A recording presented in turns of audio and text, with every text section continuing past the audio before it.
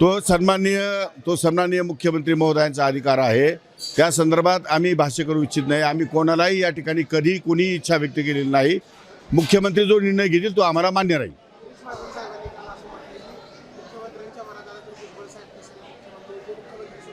ते गिरीश महाजनचं मत आहे आणि मुख्यमंत्री जो निर्णय घेतील तो आम्हाला मान्य आहे। त्यामुळे ते गिरीश महाजन काय बोलता यापेक्षा मुख्यमंत्र्यांचा काय निर्णय तो जास्त महत्त्वाचा आहे। तर मुख्यमंत्र्यांचा निर्णय आहे, मुख्यमंत्र्यांना काय वाटतं हे महत्त्वाचं आहे। त्यामुळे त्यावर मी भाष्य करणे योग्य नाही। हो, मला काय स्वागतच केलेलं आहे मी त्यांचं, काय अडचण आहे? काही पंतप्रधान झाले तरी स्वागत करेल मी त्यांचं। उपमुख्यमंत्री फार छोटी पोस्ट आहे